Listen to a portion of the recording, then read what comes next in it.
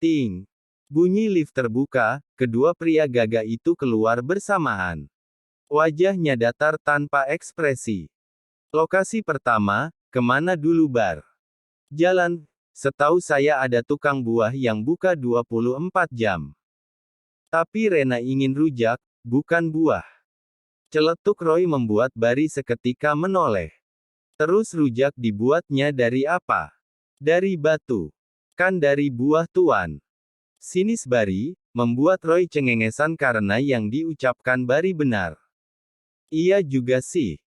Semakin lama kelakuan Tuan Roy semakin menggemaskan, pengen banget nyubit ginjalnya.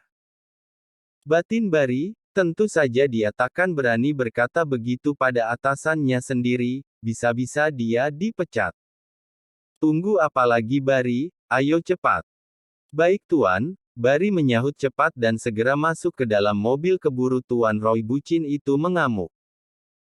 Cukup lama mengendarai mobilnya, Bari menghentikan laju mobil itu di salah satu kedai yang menjual beraneka macam jenis buah.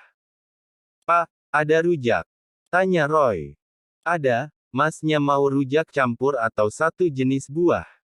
Tanya ibu penjual rujak. Tunggu, saya telepon istri saya dulu, dia sedang ngidam. Roy merogoh ponselnya dan memanggil nomor Rena. Halo, ada apa? Udah dapat rujaknya. Awas kalau gak dapat, gak jadi dapat jatah malam ini. Ucap Rena begitu panggilan tersambung.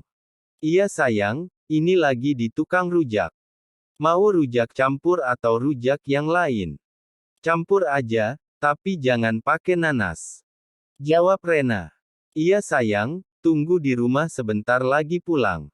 Iya, cepetan ya aku tunggu. Rena mematikan sambungan teleponnya sepihak setelah merasa tak ada yang perlu ditanyakan lagi. Rujak campur gak pakai nanas satu ya bu. Istrinya lagi ngidam ya, malam-malam begini beli rujak. Iya bu, baru 2 bulan. Jawab Roy seramah mungkin. Wah, masih trimester pertama. Udah nikah berapa lama? Mendengar pertanyaan sang ibu membuat Roy diam. Harus jawab apa? Dia kan belum menikah dengan Rena. Sekitar 6 bulan bu, Bari nimbrung pertanyaan ibu penjual rujak itu. Wah langsung jadi, hebat ya, puji ibu itu membuat Roy tersenyum bangga. Hehe iya bu. Jawab Roy sambil menggaruk tengkuknya. Bari mendelik sebal ke arah tuannya itu, tadi saja saat ditanya berapa lama menikah dia malah bungkam. Dulu, saat ibu masih anget-angetnya jadi suami istri, ibu juga sama langsung jadi tapi sayang sampai sekarang ibu gak punya anak, karena semuanya meninggal setelah lahir. Ibu tukang rujak bercerita. Lalu sekarang ibu sendiri. Ya sendiri, suami udah gak ada, anak gak punya, saudara gak nganggap, mau gimana lagi? Jawab ibu itu. Kenapa bisa pada meninggal bu? Yang pertama, keguguran karena jatuh di kamar mandi, kedua sama ketiga hamil di luar kandungan jadi harus dikuret, keempat sama kelima keguguran lagi karena kandungannya lemah, akhirnya disteril karena kalaupun hamil ibu gak bakal sanggup melahirkan di usia ibu ini, dan sampai bapak meninggal ibu gak hamil lagi. Jelas ibu itu, wajah berubah sendu.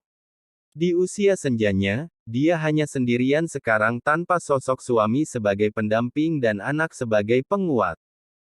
Ini rujaknya selesai. Ucap ibu itu menyodorkan satu bungkusan rujak. Berapa bu? Tanya Roy. 8.000. Roy merogoh dompetnya dan mengulurkan 2 lembar uang berwarna merah. Gak ada kembalian masnya, hari ini jualannya sepi. Gak apa-apa, ambil aja buat ibu. Terima kasih ya bu, saya pamit dulu. Terima kasih lo ini, hati-hati di jalan dan semoga istri dan anaknya sehat selalu ya. Iya bu, semoga. Roy pun pergi menjauh dari warung itu, lanjut mencari sate pesanan Rena juga. Setelah cukup lama berkeliling, akhirnya Roy bisa bernafas lega. Kedua makanan pesanan Bumil sudah di tangan, Tak tanggung-tanggung dia membeli 5 porsi sate, karena takut istrinya tak kenyang. Bagaimana wanita itu di markas? Tanya Roy. Dia kuat sekali tuan, dia belum mati meski disengat kalajengking setiap hari. Benarkah? Tanya Roy tak percaya, biasanya racun kalajengking sangat cepat merambat melalui aliran darah. Tapi kenapa hal seperti ini tak berlaku pada Rizka? Apa dia punya semacam ilmu yang membuatnya kebal? Benar tuan, dia hanya terlihat lemas saja karena kami tak berani memberinya makan tanpa perintah. Bukankah kalajengking itu racunnya mematikan? Tanya Roy. Benar tuan, saya tahu karena saya mengujinya sendiri di laboratorium. Bahkan hewan besar juga bisa mati hanya karena satu sengatan dalam waktu kurang dari 24 jam, tapi ini seperti tidak mempan pada wanita itu. Jawab Bari. Besok aku ke sana melihat keadaan wanita itu. Baik tuan, jawab Bari. Setelah percakapan anfaedah itu, terjadi keheningan. Roy yang sibuk dengan pemikirannya sendiri dan Bari yang sibuk mengemudi. Terima kasih sudah mengantar aku mencari makanan pesanan Ayang, aku tambahin bonusmu nanti ya. Wah terima kasih tuan, kalau begitu saya pamit pulang dulu. Hari ini saya bagian libur, saya ingin tidur nyenyak. Tidurlah, hati-hati di jalan. Roy pun masuk ke area apartemen setelah mengucapkan itu kepada Bari. Roy membuka pintunya dengan riang, apalagi saat mengingat jatah malamnya akan diberikan oleh Rena malam ini. Sayang, baru saja masuk, Roy sudah disambut dengan tatapan tajam dan ekspresi kesal dari wanitanya. Kok lama? Ngantri beli sate sayang, ayo makan.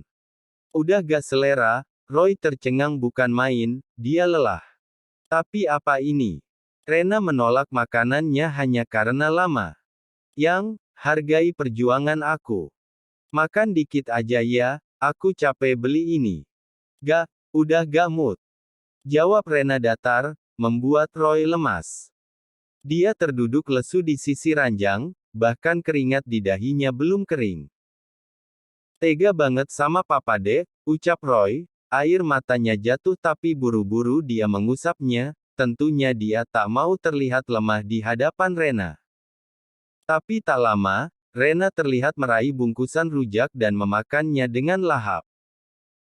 Tentunya dia merasa sangat bersalah pada Roy, dia sudah bela-belain keluar malam-malam cuma buat rujak dan sate. Roy mendongak dengan wajah berbinar.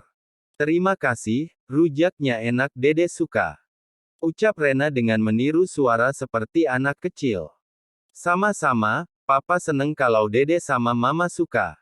Udah, jangan nangis gitu dong. Kamu laki-laki, harus kuat sekuat baja. Jangan cuma bisa hamilin doang, tapi harus tanggung jawab sama ngidamnya juga. Iya sayang, maaf. Abisnya aku capek ngantri, pas sampai kamu bilang udah gak mau. Jawab Roy. Ini aku makan kok, udah mandi sana yang wangi. Katanya mau jatah. Roy tersenyum ceria jika menyangkut tentang jatah. Iya sayang, makasih. Roy mengecup kedua pipi dan bibir Rena lalu pergi ke kamar mandi dengan langkah riang. Kelakuan calon bapak mutuh dek, ada-ada aja. Ucap Rena sambil mengusap perutnya yang masih datar. Tak lama, Roy keluar dengan handuk sepinggang dan rambut yang digulung handuk kecil. Dia benar-benar mencuci semuanya, agar Rena nyaman. Lo sayang, kamu di mana? Teriak Roy, karena dia tak melihat Rena di kamarnya, padahal bungkusan satenya baru dibuka satu. Roy terus berteriak memanggil Rena, tapi tak ada jawaban. Sedangkan di dapur, Rena sedang membuat susu hamilnya. Biasanya Roy yang akan membuatkannya, tapi kali ini dia ingin membuatnya sendiri. Apaan sih itu teriak-teriak? Aku kan gak mungkin kabur. Gerutu Rena, lalu melangkah pelan sambil menenteng secangkir susu berwarna coklat. Roy keluar dari kamar dengan handuknya, tapi dia berhenti saat melihat Rena sudah berdiri di ambang pintu. Apa? Tanya Rena dengan sinis, lalu nyelonong masuk dan kembali duduk di sofa. Aku kira kamu pergi yang. Sebelum nuduh yang enggak-enggak, lebih baik cari dulu ke seluruh ruangan. Jangan cuma teriak-teriak aja, berisik. Ketus Rena, dia kembali melahap sate. Iya maaf sayang, aku cuma panik karena kamu gak ada di kamar, itu aja. Terserah, ayo makan dulu. Pengen makan kamu aja. Ucap Roy manja, lalu menggelayut mesra di lengan sang istri. Aku perlu tenaga buat ngelayanin nafsu kamu itu, pasti gak cuman satu ronde kan. Aku tahu betul gimana kamu gak bakal berhenti sebelum puas. Hehe, iya dong apalagi sekarang, aku puasanya lama. Jadi kapan mau nikahin aku? Keburu dedeknya gede. Tanya Rena. Aku sudah urus berkasnya sayang, hanya tinggal menemui orang tuamu. Besok napa? Besok? Tanya Roy, lalu dia terlihat seperti mengingat-ingat sesuatu. Aku paling bisa malam yang, soalnya Tuan Smith besok berangkat ke Korea. Terserah kamu aja, tapi secepatnya ya. Ucap Rena, bukan apa-apa. Mumpung kandungannya belum terlalu membuncit, jadi takkan terlihat kalau dia sudah hamil. Udah belum sih yang? Tanya Roy, dia tak tahan hanya karena melihat leher putih Rena, sudah lama dia tak memberi stempel kepemilikan di sana. Berkali-kali dia kesusahan meneguk ludahnya, hanya karena melihat leher Rena. Kenapa sih? Mau, tuh masih banyak. Rena kira, Roy menginginkan sate yang sedang dia makan. Pengen ini, boleh gak? Tunjuk Roy pada leher Rena, jujur saja dia tak tahan. Mau diapain? Dihisap sampai merah, boleh ya? Terserah aja, tapi jangan ganggu aku lagi makan, masih lapar. Roy semringah mendengarnya, dia segera menyuruhkan kepalanya ke dalam ceruk leher Rena, menghirup aromanya dalam-dalam.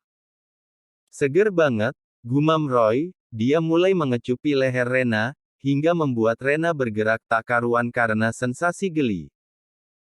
Geli, Roy tak menyahut mendengar ucapan Rena, dia fokus dengan kegiatannya, mengendus aroma yang menguar dari leher Rena, aroma segar yang memabukkan. Rena melenguh pelan saat mulut pria itu mulai menghisap lehernya dengan kuat. Sudah hampir 2 jam berlalu, tapi pria itu masih melanjutkan permainannya. Entah kenapa pria itu begitu kuat dan tahan lama, apa mungkin karena sudah lama berpuasa. Sakit, sudah apa belum? Tanya Rena, nafasnya tersengal. Sesak gak? Roy malah balik bertanya. Rena menganggukkan kepalanya. Ganti posisi, Roy membalik tubuh Rena dan membuat